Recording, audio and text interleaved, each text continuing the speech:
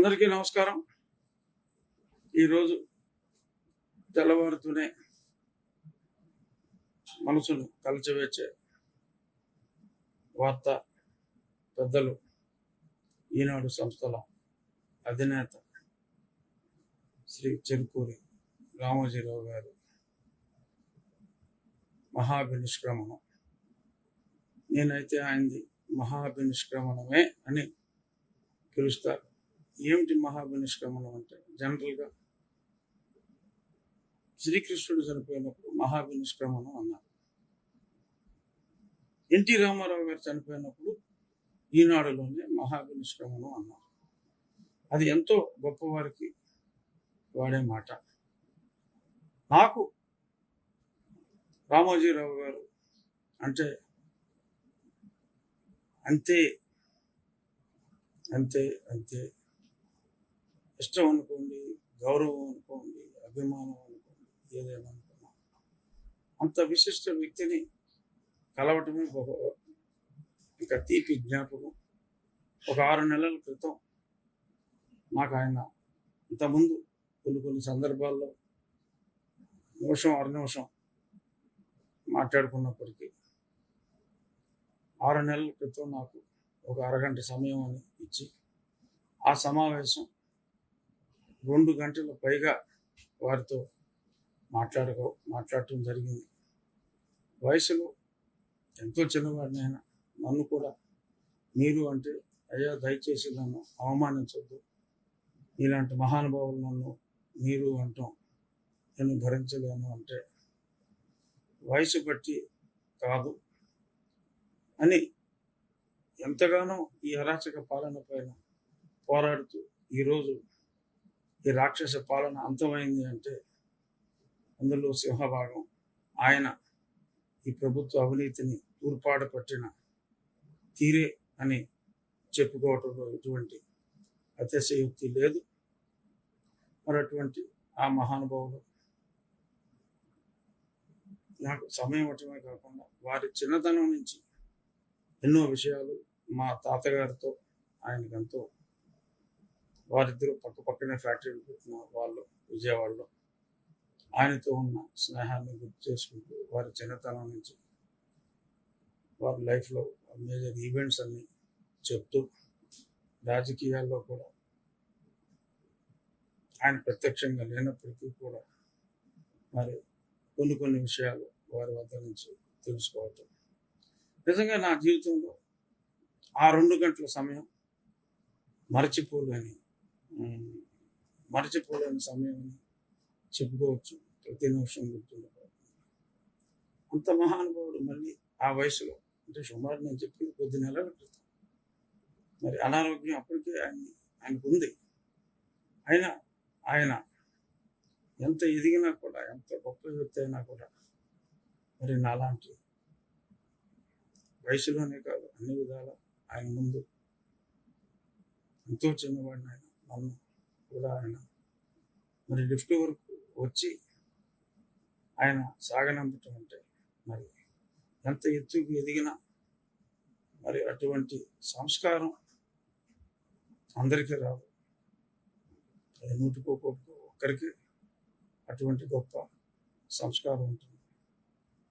మహానుభావుడు, సంస్కారి అంటే చాలా చిన్న మాట. అసలు నాకు నోటంట మాట రావట్లేదు ఆయన గొప్పతనం గురించి మాట్లాడటానికి.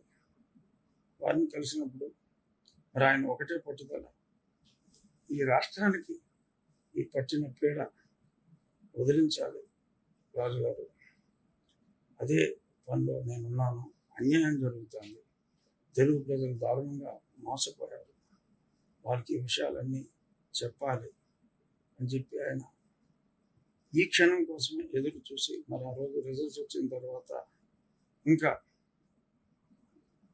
తెలుగు ప్రజలకు ఆయన చేసిన మేలు చాలు అనుకున్నారు. మరేమిటో మరి అది జరిగిన ఈ 3 రోజుల్లోగానే మరి ఈ విషాద వార్త వినాల్సి వస్తుందని చెప్పి నేను అనుకోలేదు. ఎంతో కక్ష కట్టింది ఈ జగన్ ప్రభుత్వం, ఎన్నో అన్యాయాలు చేసింది. వారి మీద, వారి ఓడలు శైలజ గారి మీద ఎన్నో ఎన్నో ఎన్నో ఏ తప్పు చేయని రామోజీరావు గారు, తప్పు చేస్తే చర్మం తీసే రామోజీరావు గారి మీద మరి ఎన్నో కేసులు అక్రమంగా పెట్టినప్పటికీ కూడా ఆయన చలించక లొంగక ఎంత చెప్పుకున్నా రామోజీరావు గారి గురించి తక్కువే. ఆ మహానుభావుడు గురించి నేను మా అధినాయకుడు ఢిల్లీలో ఉన్నందువల్ల నేను కూడా ఢిల్లీకి రావడం జరిగింది. ఇప్పుడే మధ్యాహ్నం బయలుదేరి ఆ మహనీయుని ఆఖరి దర్శనం చేసుకుంటాను. పత్రికా రంగానికి కాదు, ఒక ఆయన నేను ఆశ్చర్యపోయిన విషయం, చావును ఎంత ఈజీగా వచ్చిన వాళ్ళందరూ పోవాల్సింది. రామోజీ ఫిలిం సిటీలో ఆయన ఒక ప్రాంతాన్ని ఎప్పుడో ఎన్నో సంవత్సరాల క్రితమే ఎంపిక చేసి మరి ఒక ఆయన సమాధి ఎక్కడ ఉండాలి అనేది కూడా మరి బ్రతుకుండగా మనకు చావంటే భయం. ఆ చావుని గుర్తు చేసుకోం మనం ఎవరు. ఆ చావుని తెచ్చుకుంటే తప్పదు అని గుర్తు తెచ్చుకుంటే ఇన్ని అన్యాయాలు, ఇన్ని అరాచకాలు, ఇన్ని అధర్మాలు ఈ రాష్ట్రంలో కానీ ఈ దేశంలో కానీ ఉండవు. మరి ఆయన మహానుభావుడు, ఆయన సమాధి ప్రాంతాన్ని ఒక ఉద్యానవనంగా, ఆయనకు వృక్షాలంటే మహా ఇష్టం, సృష్టికి ప్రతి సృష్టిలాగా ఒక వ్యక్తి, మరి ఏ కంపెనీ కాకుండా ఒక వ్యక్తి రామోజీ ఫిలిం సిటీ లాంటి ఒక మహా ప్రతి సృష్టిని సృష్టించడం అనేది మామూలు విషయం కాదు. ఎన్ని వేల కోట్లు నష్టపోయినా కూడా ఆయన అనుకున్న కళలకు రూపం కల్పించిన ఒక శిల్పి రామోజీరావు.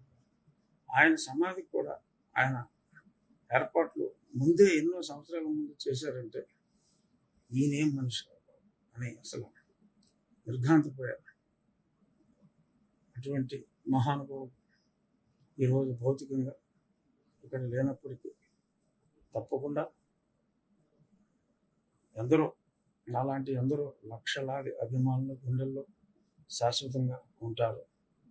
వారి లెగసీని వారి కుమారుడు కిరణ్ గారు, వారి కోడలు శ్రీమతి శైలజ కిరణ్ గారు క్యారీ చేయాలని, వారికి రామోజీరావు గారి మనోనిబ్బరం, ధైర్య సాహసాలు కూడా ఆ భగవంతుడు ప్రసాదించాలని కోరుకుంటూ అశ్రు నివాళితో పెద్దలు రామోజీరావు గారు సాయంత్రంలో వారి దేవదేహాన్ని దర్శనం చేసుకుంటాం. నమస్కారం.